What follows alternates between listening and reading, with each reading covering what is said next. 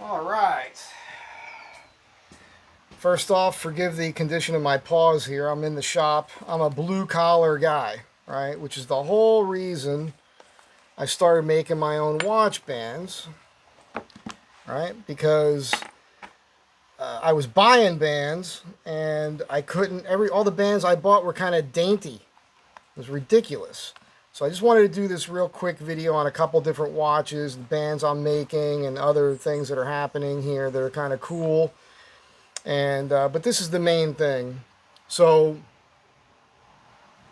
I've done multiple videos on these now. This is the Seiko Land Monster. I make the watch bands super thick here in this area, and then I taper them down to get them a little thinner here, right? So there's not a big bulky thing underneath your wrist like there is on this one that I made here.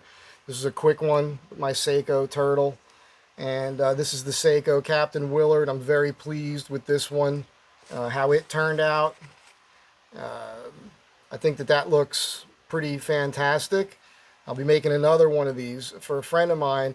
These are lined in bison hide now, so they're much better for the water.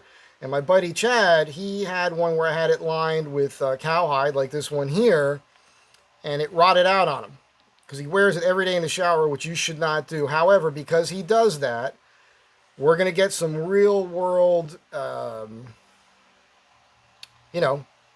R&D, because he's going to wear this every day in and out of the shower, and we're going to see how that holds up with the holes punched. The holes make the difference. It makes it so it can breathe over your wrist. I just like a leather band. I like leather bands and bracelets. I don't like the rubber against my skin. And you see what I'm wearing here, and it works out great. I have this perpetual calendar Seiko. It's kind of a rare watch. So I'm going to be doing a band like that for this watch, which I think is going to be super duper cool. And these are a couple of marathons that were sent to me. Now, this band here was originally made for the Seiko, but you can see it was just so flimsy that it wasn't robust enough to support this large case.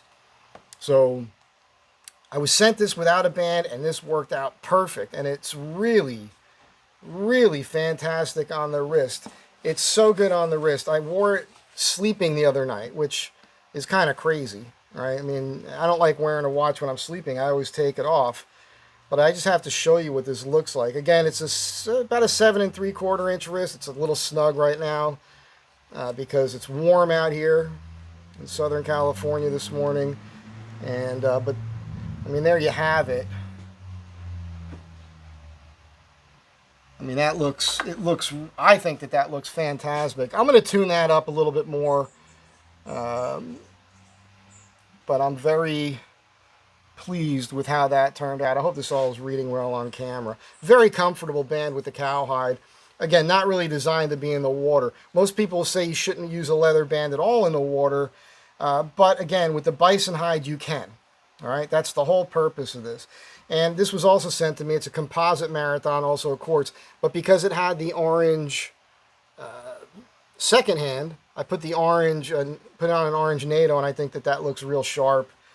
So yeah, and then yesterday I was given this watch here to make a band for. That's not it. This is another watch that was sent to me, so I'll be making a band for this Tissot.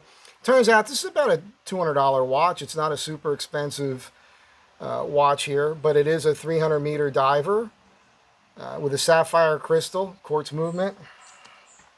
Here it is. So I'll be making one of these bands here. It'll be similar to this band for this Glycine Combat for a friend of mine. So it's a 22 millimeter lug width there, and I will put the holes in it. I'll do all the nice stuff to it. And I just ordered gray thread, which I think will go really good with this. I hope that's on camera. And excited about that. So that's it. Just a real brief thing. And the reason why I started making these was, I've bought plenty. I bought Boone straps, all kinds of straps, and I just was unhappy. They were all just dainty, in my opinion. Just too dainty for a man. For blue collar stuff. If you're going to work and wear a watch and you're going to wear a leather band, in my opinion, you kind of want something that's a little bit more robust. And that's why I started doing these. And these two here kind of represent, where we're at now after all the experimentation and what's happening. This is a pretty good style, if I do say so myself. I had some caffeine, which is why my hands are shaking a little, I suppose. But you can see the quality here and how I sew this on, and that's not going to ever come apart. I'm using a nylon woven waxed thread on these, so it'll hold up well. And that's it. Real short video for you. Hope you enjoy this. And I know a lot of you people have been following along, and people keep saying, I want one of your bands. I've been reluctant because the whole thing with me is I feel like I need your watch to make the band. The reason is I'm going to skive the leather to fit exactly between the spring bar and the case. I don't want any play this way. I obviously don't want any play this way. And because this is so thin, the band I make for this guy, it'll be more on the thin side. Of course, I will be padding this section much thicker, right, like I do with these. But then it's going to taper really quick, real quick, get real thin on the ends. It's going to be very comfortable. You'll see, I promise. And that's the thing. But look, if you wanted a band for your Seiko Willard, if you have the Seiko Land Monster, if you have a Seiko Monster, I have a pretty good collection of Seikos at home. And so the chances are I have the same watch you have if that's what you want. Other than that, like with this Tissot, if you had that watch, you would want to send that to me so I could fit it exact. So I'm just saying, again, I have the turtle here. You see what's going on. So that's it. Have a great day. Be kind to one another. And I'll catch you all in the next one.